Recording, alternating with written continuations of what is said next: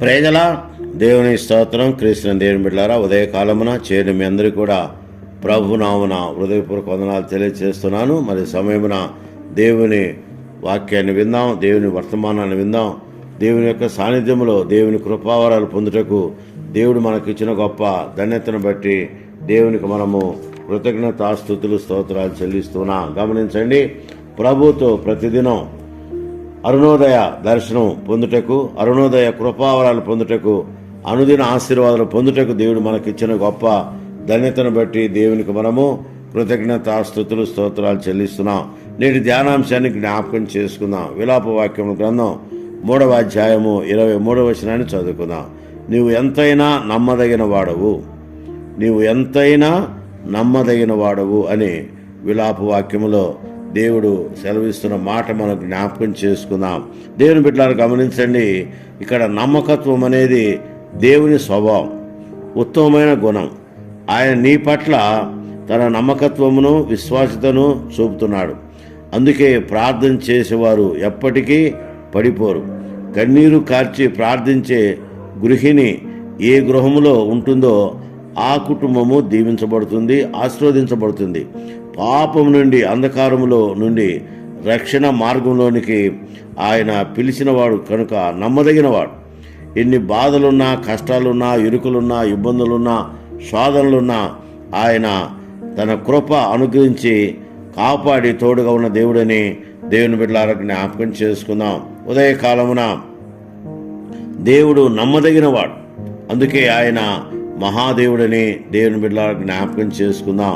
అందుకనే యెషయా గ్రంథం 41వ అధ్యాయము 10వ వచనం గమనిస్తే, భయపడకము, నేను నీ దేవుడై ఉన్నాను, దిగులు పడకము, నేను నిన్ను బలపరుతును, నీకు సహాయం చేయవాడును నేనే, నీతిని నా దక్షిణ హస్తముతో నిన్ను ఆదుకొందును. చూసారా, ఆయన నమ్మదగిన వాడు మాత్రమే కాదు, ఆదుకునే దేవుడు, కరుణించే దేవుడు, కాపాడే దేవుడు, బలపరిచే దేవుడు, బలమైన కార్యాలు జరిగించే దేవుడని దేవుని బిడ్డలారా జ్ఞాపకం చేసుకుందాం. అందుకే పర్వతములు తొలగిపోయిన, మెట్టలు తత్తరిల్లిన నా కృప నిన్ను విడిచిపోదు.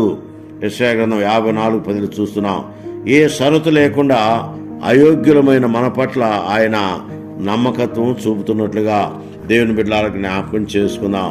ఆయన నమ్మకమైన దేవుడు, నమ్మువారి సమస్తము సాధ్యమే కాబట్టి నమ్మకమైన దేవుడని దేవుని బిడ్డలారా జ్ఞాపకం చేసుకుందాం. కీర్తనకారుడు అంటున్నాడు, గమనించండి, మనుషులను నమ్ముకున్నట కంటే యెహోవాను ఆశ్రయించుట మేలు, రాజులను నమ్ముకున్నట కంటే యెహోవాను ఆశ్రయించుట మేలు అని కీర్తనకారుడు 118వ కీర్తన 8-9 వచనాల్లో భక్తుడి మాటలు తెలియజేస్తున్నాడు.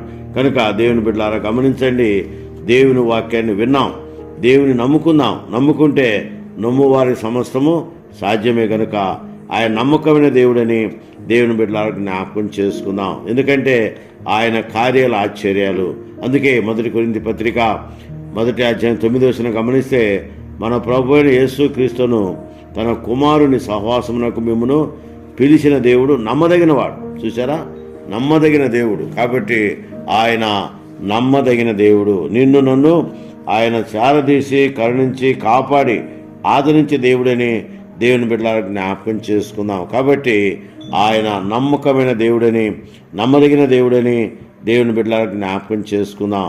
అందుకనే గమనించండి, మనుషులు నమ్ముకోవటం కంటే యెహోవాను ఆశ్రయించుట మేలు, రాజులను నమ్ముకోవటం కంటే యెహోవాను ఆశ్రయించుట మేలని భక్తుడు ఖచ్చితంగా తెలియచేస్తున్నట్లుగా దేవుని బిడ్డలారా గమనించి, ఏ స్థితిలో ఉన్నా, ఏ పరిస్థితిలో ఉన్నా దేవుని నమ్ముకోవాలి. దేవుని నమ్మితే ఆయన కృపగల దేవుడు గనుక, ప్రేమగల దేవుడు గనుక సమస్తాన్ని ఆయన మనకు అనుగ్రహించే దేవుడని దేవుని బిడ్డలారా జ్ఞాపకం చేసుకుందాం. ఎందుకంటే మన దేవుడు ఆయన నమ్మదగిన దేవుడని దేవుని బిడ్డలారా జ్ఞాపకం చేసుకుందాం. ఎందుకంటే ఆయన సమస్తాన్ని సృష్టించిన దేవుడు కనుక సమస్తములో తన కృప అనుగ్రహిస్తాడు. అందుకనే సర్వ సృష్టికర్త అయిన ప్రభువును ఆశ్రయించడము మనము నేర్చుకోవాలి.